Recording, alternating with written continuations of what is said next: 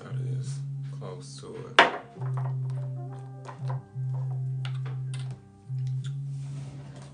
Oh, I got one right here.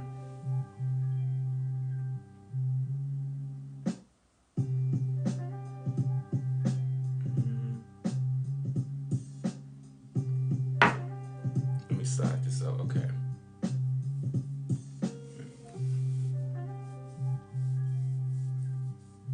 Yeah, it's time for me to wash my hair. I'm probably gonna, you know what? I need to wash it today, and I'm just gonna put in some flats. Hello. You know something? The title of this live is My Black History Month Wish.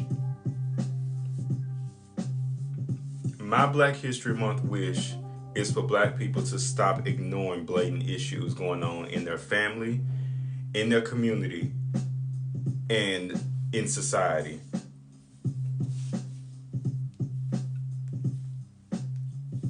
And usually it's because they're caught up on the optics, right? They caught up on how things make them look and how they look to other people and things like that. It's always respectability politics. But some people aren't ready to talk about that. Some people are not ready to actually address that.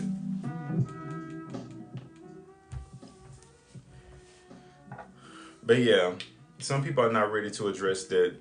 One of the major issues when it comes to the black community is respectability politics, which is why I still have that video pinned on my account, on my page. Respectability politics, some people will never call a thing because they're so caught up and they're so invested in respectability politics. They like, I done put in all this work for these respectability politics. I'm not going to give it up. They're selfish. They're very selfish. So that's my Black History Month wish, for black people to address certain issues and call the thing a thing. Call it what it is. It's respectability politics. Call it what it is. Like, people do not want to address certain things because they're like, they're caught up in what people will think. Like, your brother is touching your daughter, but you don't want to talk about it because you don't want to come off as like a bad parent, like you're not protecting your kids. You're not protecting your kids. Your child can't read, but you don't want anybody to talk about it because it's going to make you look like a bad parent. It's going to make you like you're not doing what it takes to be a good parent. You're not doing what it takes to be a good parent. Why don't you want to talk about that? Why don't you want to address that? Like, you see when people make videos talking about how the kids can't read, the parents want to blame everybody but themselves. They blame everybody but themselves. Now, regardless as to why those things are true, some of those things are true. Instead of excuses, some of those are explanations. And they are true. But your child still can't read. When you get done with that explanation with those excuses, your child can't read. What are you going to do? It's exhausting. It's draining. Your child can't read. And this is way past COVID. Like that child who what was it, the man who got on here and said that kids don't know shapes. 13-year-olds don't know shapes. And people saying, oh, that's something they should have learned in the third grade. Third grade? Third grade? You learn shapes in like fucking kindergarten. And then they were like, well, it was because of COVID. It was because COVID was 3 to 4 years ago. These kids are in the 8th grade, which means that in the 4th grade, what happened? What happened prior to that? Because this is something that they were supposed to learn way before that. Way before that. But the moment you start talking about that, then people are like, oh, you don't have kids, you can't say anything. Right. Again, you putting up a wall so that we don't address this issue. They just keep putting that wall up. We don't want to address this issue. That's why you can't talk to some people. But everybody breaking generational curses. Okay. Everybody's breaking generational curses. But you doing the same thing your messy ass grandma do. The same grandma that talks about all the people in the goddamn family. But she wants the family to go back to how it used to be. But she's the one to get on the phone and talk about every goddamn body. But you don't want to address her because she's an elder? She's an elder bitch. Talk about her. The same way she talk about everybody. This is like one of my mutuals just made a video talking about how everybody was getting on Sexy Red, talking about Sexy Red was downfall or setting black people back. You motherfuckers were fighting over chicken sandwiches. Y'all were fighting over chicken sandwiches. Women were being sexually assaulted and raped at Freaknik in public. Y'all keep the lights on at the Shade Room and Zeus.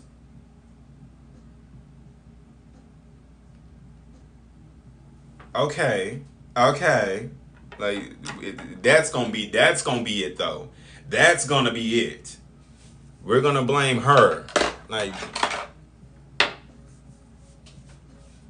and before that, fucking Trina was talking about make them eat it while my period on. But no, we gonna bypass all of that. Do I have a YouTube? I don't. Unfortunately, I do, but I don't post to it. My bad if I'm not reading the comments because I'm on the road. Fighting over baby girl, fighting to be like baby mama number 6. If that man has one child and he is not with that parent, that man's a red flag. Leave that man the fuck alone. I don't know why people be fighting over dumb shit like that. But anyway, I want them to call it what it is. Call it what it is. Like everybody can be breaking generational curses when we're literally just recycling the same curses, but you just put a different label on it. You put a different label on it. Y'all used to talk about how your granddaddy had a family that lived down the street. The only difference was he was married to one and not the other. This one just ain't married none of y'all, but he still got a family down the street. Why are y'all not calling it the same thing? Your granddaddy was a hoe. Your granddaddy made broken homes. Like, your granddaddy made broken homes, but you won't call it that because that's your granddad, that's your pop, so you're not gonna call him that. You're not gonna address him the same way that you would address a baby daddy. It's right, and grandma was miserable as fuck. I don't know shit about Bob Marley. I really don't. Like this, I really don't know anything about Bob Marley. But it's just so exhausting to see people make excuses for the same shit over and over again. It's like excuses and throwing shit under the rug. If you can't make an excuse for it, throw it under the rug. If we could put a fucking honestly, that rug is big enough for us to put Mount Everest under that damn rug.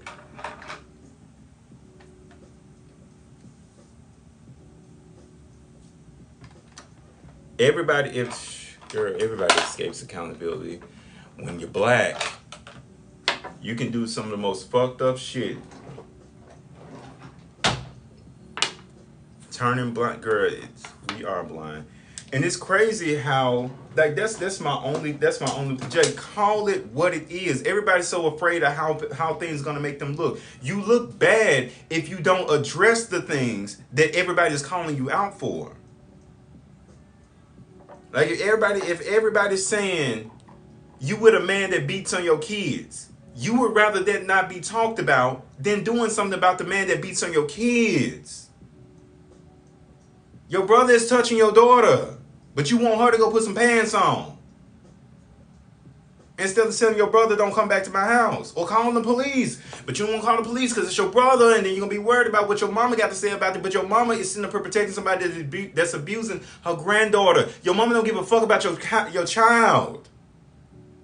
The same way that your brother don't give a fuck about your child. The same way that you don't give a fuck about your child.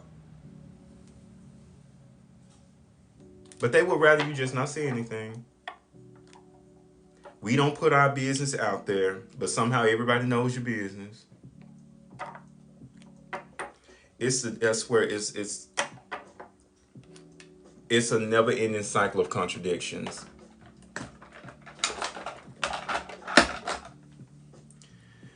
But yes, I'm probably gonna like download this live and like repost it.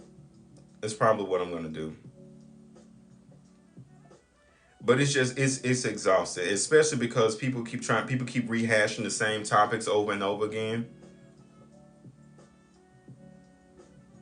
Right. What's done in this house stays in this house. Like what be done in this house is fucking evil.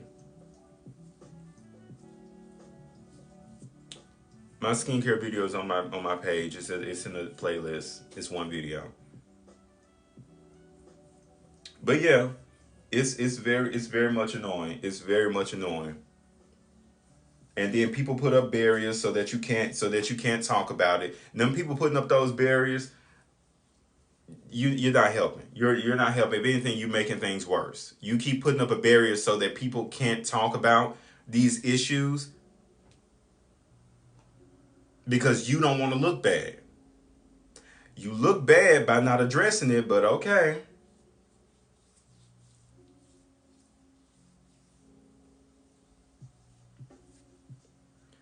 Anyway, all I know is I ain't got no kids, but I do have a nephew. All I know is my nephew is not gonna be 13 years old and can't tell me what a triangle is.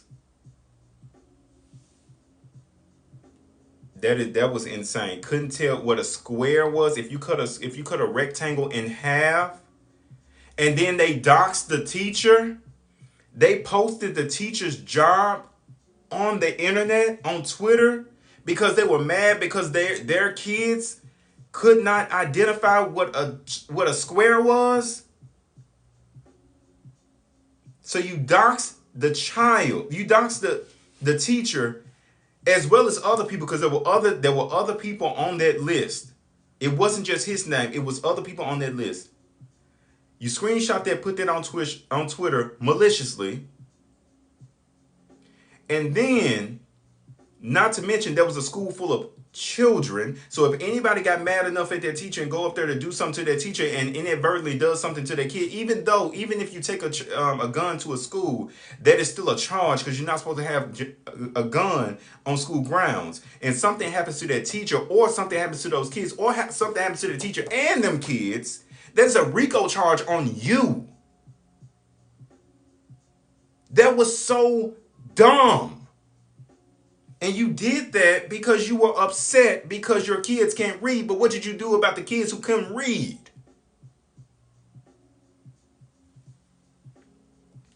That was insanity. It was just like, it was so dumb.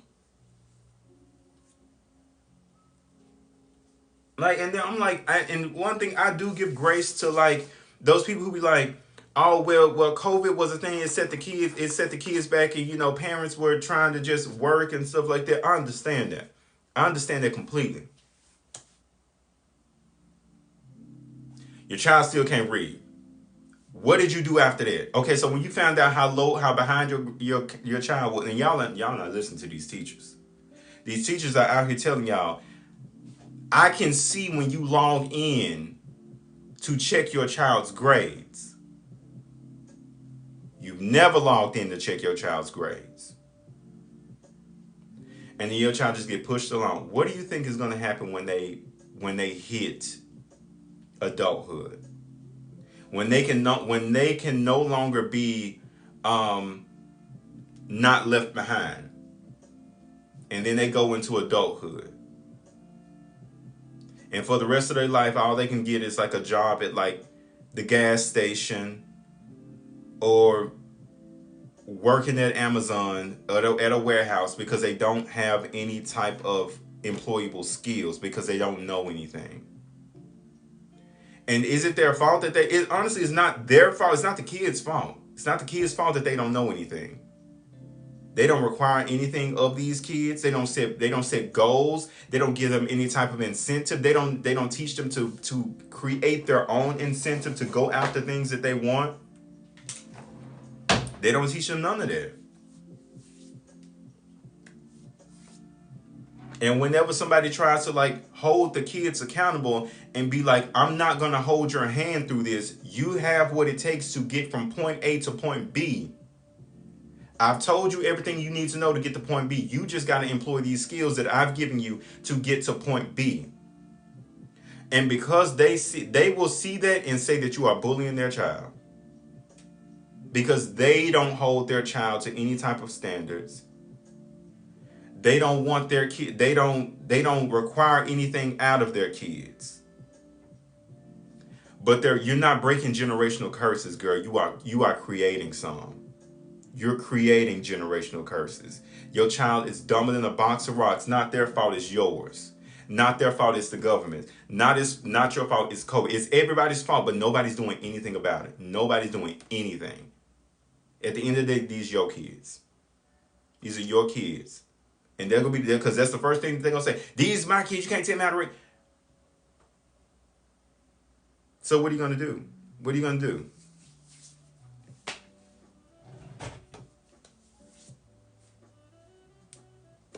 Anyway, because I was thinking about going, and because at this point you don't have to even have a degree in education to become a teacher. They'll really take anybody, and there's teachers quitting in droves because it was teachers commenting on my video talking about how they literally left school, they left teaching because of the parents, because of administration, and because of the students. The students having discipline problems, I can understand like students having learning problems, teachers, they're whatever. I understand that. But disciplinary problems, as well as if a student threatens you, and you got to take these threats from these students seriously. If the students say they're going to bring a gun up to the school, they're probably going to bring a gun up to the school. Administration does nothing about it because they don't suspend. They'll send them right back to the class. And if you tell the parents get mad at you. Oh yeah, teachers are being assaulted. And you can't take the phone away from them because they're like, the phone is like an intricate part of like society at this point. The best thing out, if you can, your best thing is probably to homeschool your kids. At least for a year, 6 months or something. So you can see what it's like. If you can afford it. I've always thought about putting my nephew in private school. That's not the problem. The problem is not the phone and the tablets. The problem is the people who give them the phone and the tablets and who allow them so much time with the phone and the tablets and who allow the phone and the tablets to be a crutch. The phones are not the problem. The phone is just a tool. It is not the problem.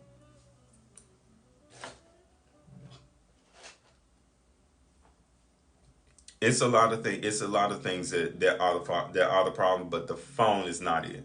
It's not it. And then you know what? Because the phone and tablet, it can be a very useful tool. It really can be a useful tool.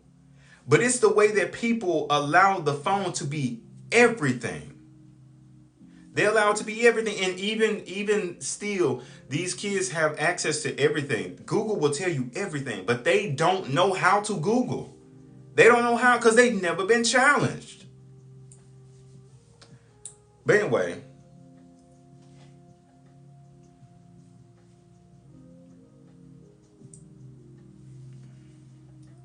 yeah, they do let phones babysit their kids. I literally, and you know something, because I literally see it in my youngest brother. My youngest brother is 17.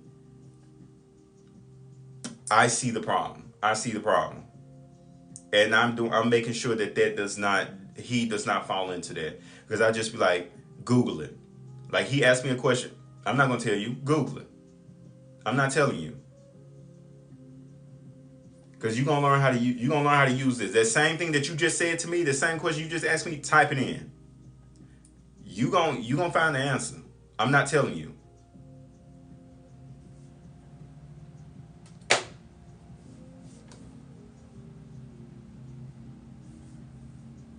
I'm like it. Google has a talk feature. I would not suggest using the talk feature. I need you to learn how to type. Right. You can ask just about any device in this damn house. You can ask the TV. You can ask this Amazon device. You can ask your phone. You can ask Google. You can literally talk to your house. Why are you asking me?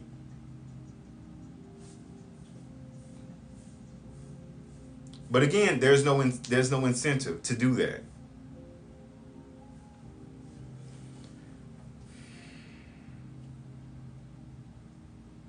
Oh yeah, we had actual encyclopedias at my house when I was growing up. We had encyclopedias. Mm, but anyway, I'm finna get off. I'm finna get off here. Another thing, books. Another thing is books. Another thing is books. Me, I'm dyslexic, so reading is not my forte. Like I really have to be invested in something, but I do listen. I listen to audiobooks a lot because of my dyslexia. Although I do write, it's just when I'm reading somebody else's stuff, I get the words mixed around stuff. It's my dyslexia, but I still listen to audiobooks, and if something does not come on audio, I still will read it. But yeah, I would, and it doesn't have to be. You don't have to get your child something like what is the 48 Laws of Power, whatever they Rich Dad Poor Dad, something like. Don't you ain't got to get them that. You can get them. You can start them off with somebody that talks like them. But yeah, I'm gonna get off of here. I got some. Oh, I got something to do. I need to get off of here. Thank you, and I thank everybody for dropping in here. I know this was real quick. I'm probably gonna take this and re-upload it on here or probably to YouTube. I don't know. We'll see. But y'all have a good day. I'm gonna get off of here.